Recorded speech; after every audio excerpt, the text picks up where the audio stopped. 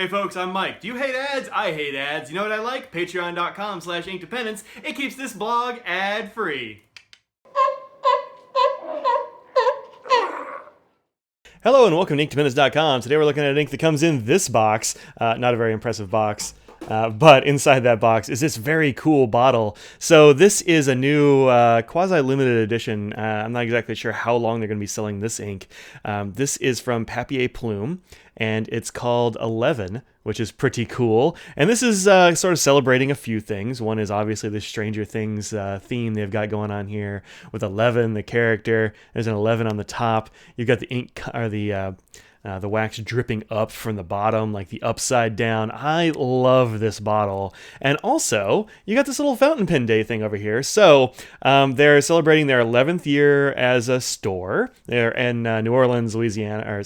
New Orleans, Louisiana. So if you stop in New Orleans, go to Papier Plume. Say hi to Patrick for me. And also, they're releasing it in time for Fountain Pen Day, and also at the Ohio Pen Show. So you should be able to find this on their website around November 2nd, and also at the Ohio Pen Show if you go there. These are fairly limited quantities, so if you like this ink, or just heck, this bottle, and these go for, I don't know the exact price for this one. I think they should sell it for $11, honestly, but they usually price between like $8 and $10. So awesome price. Very interesting ink, this one.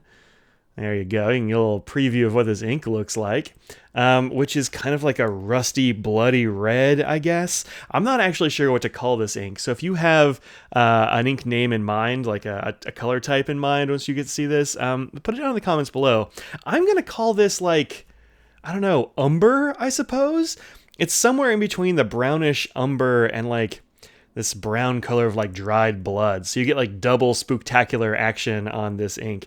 I'm a fan of Papier Plume's inks. I think they do a really nice job. They're sort of formulated in the older like French style, and so they tend to be like mildly undersaturated for me in a lot of cases.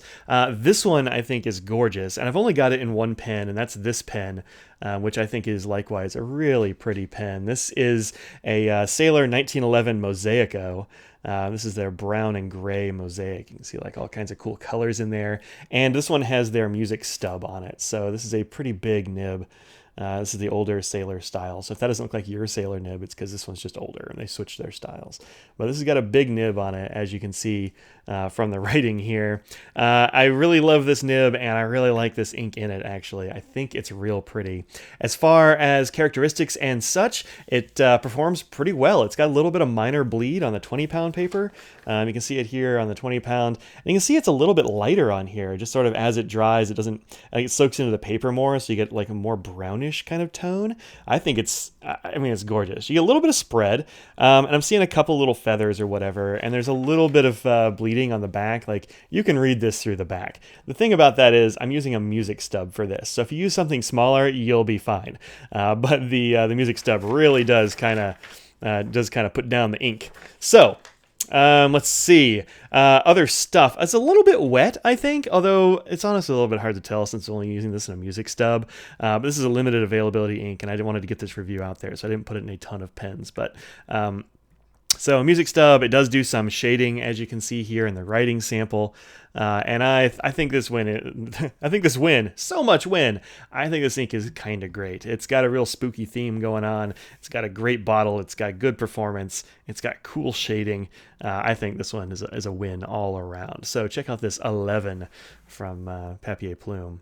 Let's go ahead and do the water test, look at the chromatography, and then look at some colors that are next to it. I've got a bunch of colors that are kind of in this range. So let's get ourselves some water here. Let's get a little water on the water test. There we go. Let that do its thing for a sec.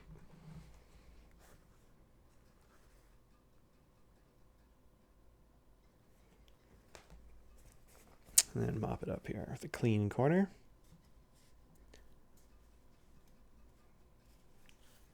And there you go. So yeah, a lot of it came up. Here's it came up on the towel, the paper towel here.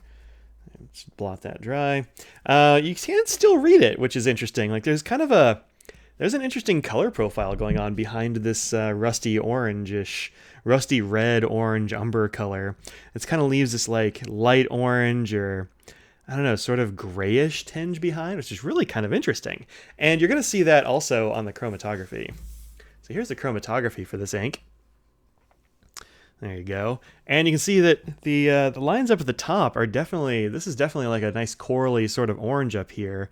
Little bits of bright red over here on the edges for some reason. It's kind of weird that it went to the edge instead of going up, but you know, I'm no flow cytometrist. And then this is like a grayish purple undertone down here. So really cool stuff going on in this ink, I think. Kind of complicated looking, and you know, again, good job, Papier Plume, on this cool ink. All right, so let's look at it next to a bunch of other kinds of colors. Here it is on a coloring card. Right there. So this is Papier Plume's 11. Next to that, I'll put Monteverde's Red Velvet, which is, to my eye, pretty darn close. The Red Velvet has always looked a little bit sort of brownish to me.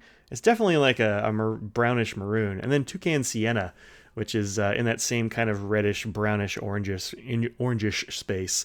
I think it's closer to 11 than Monteverde is, but Toucan Sienna. All right.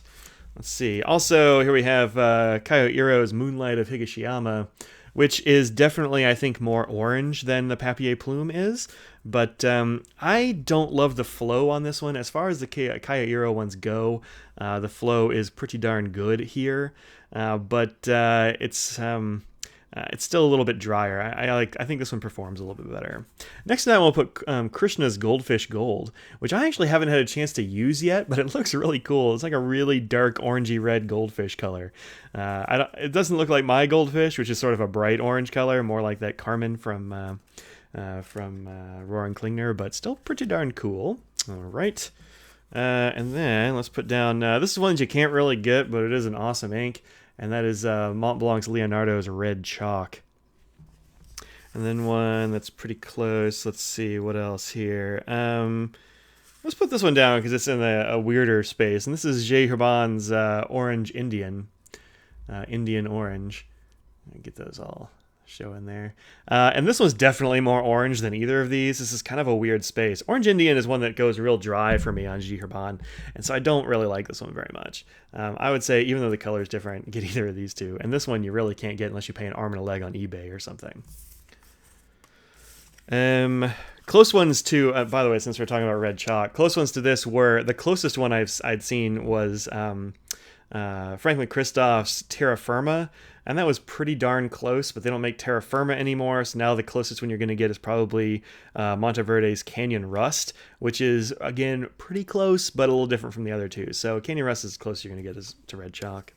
Here is one that I haven't gotten a chance to use yet. This was given to me by Fig Boot. He got a bunch of bottles of this these Noodler's Russian series, and so he passed them on to me when he was done with them. And Chekhov actually looks like it might work pretty well. It didn't bleed through the back. There were two others in this set that just bled straight through these coloring cards, which is weird. But this one actually looked like it might be a good ink. So check out Noodler's Chekhov. It's in the same kind of area, but this one looks more mauve than this one does. So this one's kind of an umber. This one's kind of a mauve.